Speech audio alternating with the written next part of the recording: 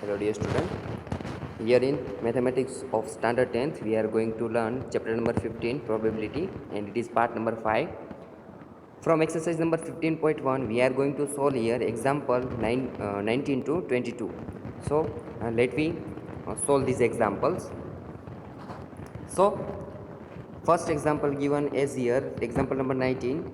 A child has a die whose six faces shows the letters as given below. तो यहाँ पे जो एक लड़का है जो डाइस को थ्रो करता है तो उसके जो सिक्स फेसिस है मीन्स उसकी साइड है उन सारी की सारी फेसिस है उस पर इस तरह के कुछ अल्फ़ाबेटिकल जो नंबर है वो लिखे लिखे है। तो A B C D E और ए, तो इस तरह से छः जो अल्फ़ाबेट्स है वो डाइस के सभी फेसिस पे लिखे हुए हैं। Then the die is thrown once, die है वो कितनी बार, तो कि एक ही बार उसने थ्रो किया है। तो मीन्स कि यहाँ पे एक बारी बारी से एक एक आउटकम है वो हमें यहाँ पे मिलेगा। तो what is the probability of getting A and D. तो अब यहाँ पे हमें प्रोबेबिलिटी फाइंड करनी है कि ए की प्रोबेबिलिटी क्या है कि वो हमें डाइस पे मिलेगा और डी है तो उसकी हमें प्रोबेबिलिटी फाइंड करनी है। तो इस तरह से solution of given example, total number of possible outcome on the dice is equal to 6। हमें पता है कि डाइस पे जो सिक्स अल्फ़ाबेट है वो A B C D E और ए है। तो हमें टोटल मीन्स के हमें पॉसिबल आउटकम कितने मिलेंगे, 6 मिलेंगे। तो अब हमें यहाँ जो प्रोबेबिलिटी फाइंड करनी है कि total number of faces having a on it. तो यहाँ पे पता है कि कितने फेसिस है कि जिन पे ए है अल्फ़ाबेट वो लिखा हुआ है, तो वो 2 है। यहाँ पे आप देख सकते हैं पहला वाला और लास्ट वाला जो फेसिस है दोनों पे ए लिखा हुआ है। तो मीन्स उसके आउटकम कितने हो गए, 2 हो गए। तो उसकी प्रोबेबिलिटी हम किस तरह से फाइंड कर सकते हैं, जैसे कि हमें पता है P getting probability of getting a, तो हम उसकी प्रोबेबिलिटी क्या होगी, तो favourable number two event A means having face A and divided by the total possible outcome, that is 2 by 6, and at last when we cancel the common factors then we get 1 by 3. Now total number of faces having D on it, यहाँ पे हम देख सकते हैं कि जो faces दिए गए हैं 6 फेसिस उनमें से डी कितनी बार, तो कि एक ही बार है। तो then the total number of faces having D on it is equal to 1। तो उसकी प्रोबेबिलिटी क्या हो गई, तो उसकी प्रोबेबिलिटी है probability of getting D is equal to 1 by क्या हो जाएगी उसकी, 1 बाय 6।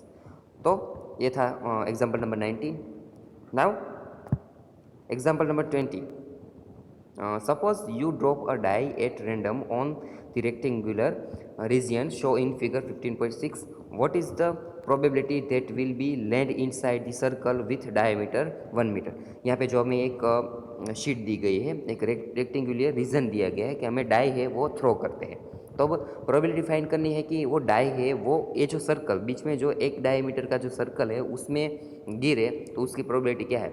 मीन्स के हमने एक आगे ऐसा सम किया था कि जिसमें एक हेलीकॉप्टर है वो क्रैश हुआ था। तो हमने पूरा का पूरा एरिया जो जंगल का एरिया था रेक्टेंगुलर, उसमें से जो लेक है उसका जो एरिया था वो फाइंड किया था। तो उस हिसाब से फिर हमने उसकी प्रोबेबिलिटी है जो टोटल एरिया है उसके हिसाब से उसकी प्रोबेबिलिटी हमने फाइंड की। तो इसी तरह से यहाँ पे हम जो सर्कल है उसका एरिया फर्स्ट हम उसका एरिया हम फाइंड करेंगे और बाद में टोटल एरिया मीन्स के जो रेक्टेंगुलर का जो एरिया है उस एरिया से हम उसके डिवाइड कर देंगे। तो solution of given example, so we can solve such type of example as we have solve. तो फर्स्ट वी क्या करेंगे, तो एरिया ऑफ रेक्टेंगल क्या होगा, एल लेंथ इनटू जो हमें जो लंबाई है और जो एल और बी है उसकी मल्टीप्लिकेशन करके हमें उसकी जो रेक्टेंगल का एरिया है वो मिल सकता है। तो यहाँ पे 3 एल है वो कितनी है, 3 है, और जो बी है वो कितनी है, तो क्या 2। तो 3 इंटू 2 क्या होगी, 6 मीटर स्क्वायर। मीन्स जो टोटल एरिया ऑफ रेक्टेंगुलर है वो क्या हो जाएगा, 6 मीटर स्क्वायर। हमें जो एरिया ऑफ सर्कल है उसका हमें एरिया फाइंड करना है। Area of circle of diameter 1, तो हमें पता है कि एरिया ऑफ सर्कल उसका फॉर्मूला कौन सा है, तो हमें पता है उसका फॉर्मूला है पाई आर स्क्वेयर। हमें पता है कि कोई भी सर्कल है उसका एरिया किस तरह से हम फाइंड कर सकते हैं, पाई आर स्क्वेयर। नाउ हम यहाँ पे जो है कि हमें डायमीटर दिया गया है, क्या दिया गया है, डायमीटर। तो हमें पता है कि आर है जो रेडियस, उसे हम डायमीटर में कैसे चेंज कर सकते हैं। उसके लिए हम क्या करेंगे कि is equal to pi into R की जगह पे हम क्या रख देंगे, d/2, क्योंकि पता है कि रेडियस है इज हाफ ऑफ डायमीटर, कि रेडियस है वो क्या है, हाफ ऑफ डायमीटर। तो यहाँ पे हम रेडियस की जगह पे डायमीटर रख देंगे। सो d/2, और इसके हिसाब से हमें उसकी आंसर क्या मिलेगा, π/4 मीटर स्क्वेयर। क्या मिलेगा, π/4 मीटर स्क्वेयर। तो अब हमारे पास सर्कल का एरिया है और टोटल एरिया भी है, तो हम उसकी प्रोबेबिलिटी किस तरह से फाइंड कर सकते हैं। Then we put it in a formula that we know, probability of die will land inside the circle is equal to क्या हो जाएगा वो, π/4 डिवाइडेड बाई 6, क्योंकि 6 मीटर स्क्वायर है वो टोटल एरिया है, और π/4 जो है वो किसका एरिया है, सर्कल का। तो इज इक्वल टू जो 4 है वो न्यूमरेटर का डिनोमिनेटर है, तो डिनोमिनेटर में चला जाएगा। तो 6 4 जा 24, और जो न्यूमरेटर में है वो 4 पाई ऐसे ही रहेगा। तो जो प्रोबेबिलिटी है कि डाई है वो सर्कल में गिरेगा, तो उसकी प्रोबेबिलिटी क्या होगी, π/24। Now next example, a lot consists of 144 ball pen of which 20 are defective and the other are good। तो यहाँ पे क्या है कि 144 एक बंच है 144 बॉल पेन का, उसमें से जो 20 है वो कैसे डिफेक्टिव है। तो बाकी कितनी बची, अच्छी वाली कितनी बची, तो के 124 कितनी बची, अच्छी वाली 124। तो 124 कितनी अच्छी पेन है और 20 कैसी है, डिफेक्टिव पेन है। Noori will buy a pen if it is good. Noori कौन सी वाली पेन बाय करेगी, कि जो पेन अच्छी होगी वो पेन ही वो खरीदेगी।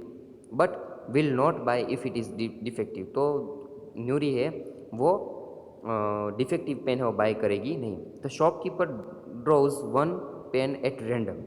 तो नूरी जो शॉपकीपर है देखे बिना कि कौन सी अच्छी है कौन सी अच्छी नहीं है, तो उनमें से कोई भी है वो देखे बिना ऐसे ही उसमें से ड्रॉप कर लेगा, उसमें से एक उठा लेगा pen at random and gives it to her. What is the probability death. अब हमें यहाँ पे प्रोबेबिलिटी फाइंड करनी है कि वो पेन अच्छी है या नहीं। तो शी विल बाय इट, तो उससे प्रोबेबिलिटी फाइंड करनी कि she will buy it means कि वो पेन कैसे होनी चाहिए, अच्छी होनी चाहिए, गुड होनी चाहिए, क्योंकि हमें पता है कि अगर वो अच्छी होगी तो ही वो खरीदेगी। Means we want to find the probability that the given pen is good. Okay, then second one is she will not buy it. तो पेन है कब नहीं खरीदेगी, तो हमें पता है कि अगर वो डिफेक्टिव होगी तो अब वो पेन नहीं खरीदेगी। तो यहाँ पे मीन्स की जो सेकंड वाली है वो कॉन्ट्राडिक्ट भी होगी, मीन्स की वो कॉम्प्लीमेंट्री इवेंट भी होगी उसकी, किसकी, तो कि अच्छी वाली पेन नहीं उसकी। तो हम दोनों तरह से इसके फाइंड कर सकते हैं। तो किस तरह से हम फाइंड करेंगे, तो solution of given example. First यहाँ पे जो टोटल नंबर ऑफ पेन है वो क्या हो जाएगी, टोटल पॉसिबल ऑफ आउटकम। तो टोटल नंबर ऑफ पेन्स कितनी है, 144। तो उनमें से अब total number of defective pen कितनी है, 20 है। तो उनमें से total number of good pen कितनी हो जाएगी, 144 में से हम 20 सब्ट्रैक्ट कर लेंगे तो कितनी मिली, 124। तो probability of getting a good pen means she will buy it. वही हुआ ना कि वो बाइक जो है न्यूरी है वो पेन कब खरीदेगी, जो पेन है वो अच्छी होगी तो ही वो खरीदेगी। तो उसकी प्रोबेबिलिटी हम क्या कह सकते हैं, probability of getting a pen is good. So is equal to क्या हो जाएगा, 124, क्योंकि total number of favourable to good pen is 20। So 124 and divided by 144, and when we cancel the common factors then we get 31/36. Now next one, then probability of newly buys a pen, दोनों एक ही हुआ तो क्या हो जाएगी वो, तो हो जाएगी 31/36। Now next one that is probability of Noori will not buy a pen. अब आप यहाँ में इसमें से एक में से अब ये जो आप डिवाइड कर दे तो भी हो सकता है, और जो हमारे पास थे कि 1 माइनस है 31/36 कर देंगे तो 5/36। तो इस तरह से दोनों की जो प्रोबेबिलिटी हम उसे फाइंड कर सकते हैं। Now 22 example number 22 refer to example number 13 complete the following table. Now कि हमने जो डाई थी ना, वो डाई हमने थ्रो की थी, तो अब हम यहाँ पे जो दो हमने के एग्जाम्पल नंबर जो 13 था उसमें क्या क्या था कि दो डाई हमने थ्रो की थी, पता है ना। तो उनमें से हमने आउटकम कितने कितने मिले थे, तो कोई 1 1 1 2 1 3 अप टू हमें 6 6 तक जो 36 हमें टोटल जो 36 है ऐसे हमने नंबर निकाले थे। और उसमें से ये भी फाइंड किया था कि नंबर ऑफ डाई, दोनों जो डाई है उसमें जो नंबर आएंगे उसका जो सम है वो 8 है उसकी प्रोबेबिलिटी। तो इस तरह से हमने फाइंड की थी। तो इस ये जो कोष्टक है उसमें ऐसा ही है कि जो आप देख सके तो कोष्टक है जो पहला रो है उसमें क्या लिखा है कि इवेंट क्या होगी, सम ऑन टू डाई। तो जो डाई में दोनों डाई हम थ्रो करेंगे तो उस पर जो आने वाले नंबर है उन दोनों नंबर का सम क्या होगा, 2 हो तो उसकी प्रोबेबिलिटी क्या है 1/36। 3 आए, दोनों का सम कितना आए 3 आए तो उसकी प्रोबेबिलिटी 4 आए तो उसकी प्रोबेबिलिटी। इस तरह से हमें ये जो पूरा का पूरा जो कोष्टक है वो फाइंड करना है। और दूसरा क्या है, a student agrees argues that there are 11 possible outcome 2 3 4 5 6 7 8 9 10 11 and 12, therefore each of them has probability 1/11। do you agree with this argument, justify your answer. तो कि यहाँ पे जो 11 पॉसिबल आउटकम है कि 2 3 4 5 6 7 8 9 10 यहाँ की सम है, मीन्स कि जो सम है वो 11 यहाँ पे 11 नंबर यहाँ पे हमें मिलते हैं तो उसकी प्रोबेबिलिटी है 1/11। तो ये ट्रू है कि फॉल्स, वो हमें जस्टिफाई करना है। तो फर्स्ट हमें जो कोष्टक है वो कंप्लीट करते हैं। तो उसके लिए हमें जो वो जो कोष्टक हमने एग्जाम्पल नंबर 13 में जो पढ़ा था वो वापस से वो लिखेंगे और उस उनमें से जिसका भी जो आउटकम है उस दोनों का नंबर का सम है वो 2 3 4 5 अप टू 11 12 होता है, उसके हम यहाँ पे लिखेंगे। So solution of given example is given here. First it can be observe that as we know that the number of all possible outcome 36। हमें पता है कि दोनों जो डाई है उसे थ्रो करने पर उसकी जो टोटल नंबर आउटकम क्या होगा वो होगा 36। तो पहला है कि टू गेट द सम 2, तो वहाँ पे 2 ये दोनों डाई पे जो नंबर आता है उसका सम अगर 2 आए तो उतने आउटकम कितना एक ही है, कितना एक ही है, कौन सा वाला 1 1। ये दोनों पे अगर 1 1 आएगा तो उसका सम कितना होगा 2, तो उसका जो आउटकम है वो क्या हो गया 1 हो गया। इस तरह से अगर उस पर जो आउटकम मिलते हैं और उन दोनों डाई पे जो नंबर आते हैं उसका जो सम है वो हमें 3 मिले, उतने आउटकम कितने हैं तो कि वो 2 है, 2 1 और 1 2। Then to get the sum of 4 possible outcome क्या हो जाएगा 3 1 1 3 और 2 2। हमें पता है कि तीनों का जो सम करते हैं तो क्या आ जाए 4 आता है। 3 1 मीन्स 4, 1 3 मीन्स 4, 2 2 मीन्स 4। तो इतने कितने आउटकम है वो 3 आउटकम है। Total get the sum as 5। Possible outcome कितने हैं 4 1 1 4 2 2 3 एंड 3 2। तो आउटकम कितने हुए 4। इस तरह से सबके जो आउटकम है आप लिख सकते हैं। 6 के लिए पॉसिबल आउटकम इस तरह से हो गए और 7 के लिए आउटकम इस तरह से हो गया 6 1 1 6 2 5 5 2 3 4 4 3। इन सारे के सारे जो आउटकम है उसके जो सम लेंगे आप डाइस पे जो नंबर आए हैं उनका सम लेंगे तो कितना आएगा 7 आएगा। तो टोटल नंबर ऑफ आउटकम कितने हुए यहाँ पे 7 number, sum of 7 that is 1 2 3 4 and 5 and 6। इस तरह के सभी के जो है वो आउटकम इस तरह से हम फाइंड कर सकते हैं।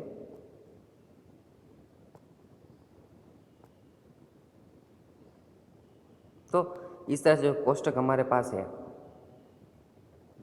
तो then the complete table is given as below. तो अब यहाँ पे जो हमें दिया गया कि 3 है तो उसमें कितने आउटकम मिले 2 आउटकम, तो उसकी प्रोबेबिलिटी क्या हुई 2/36। अब इससे कॉमन टर्म भी डिवाइड कॉमन टर्म की इसके निकाल के आप रख सकते हैं 1 बाई क्या हो जाएगा वो 1 बाई जो है 1/18 भी लिख सकते हैं आप उसे। तो 4 है वो कितनी बार आए जो इसका सम आए 4 उतने कितने आउटकम मिले तो हमें 3/36 उसकी प्रोबेबिलिटी। इस तरह से सारी की सारी जो प्रोबेबिलिटी है इस तरह से आप उसे फाइंड कर सकते हैं। 6 के लिए क्या होगा 5/36, 7 के लिए क्या होगा 6/36, 8 के लिए यहाँ दिया गया 9 के लिए 4/36 और 10th के लिए हमें पता है कि 10th की जो सम है टोटल सम 10th है उतने आउटकम कितने हैं 3 है तो उसकी प्रोबेबिलिटी क्या होगी 3/36 और 11th के लिए 2/36। तो इस तरह से जो टेबल है वो कंप्लीट होगा। और जो नेक्स्ट क्वेश्चन था कि इफ़ वहाँ पे जो 1/11 है वो प्रोबेबिलिटी हो सकती है कि नहीं, तो probability of each of this sum will not be 1/11 as this sum are not equally likely, क्योंकि जो सम हमें मिलते हैं यहाँ पे इक्वली लाइकली नहीं है। तो इस तरह से वो जो है वो वेरीफाई हो गया। तो यहाँ पे जो बाकी के जो एक्सरसाइज नंबर में 23, 24 और 25 जो एग्जाम्पल नंबर दिए गए हैं वो आप खुद से सोल्व करें। अगर उसमें आपको कुछ भी डाउट हो तो आप मुझे कॉल कर सकते हो।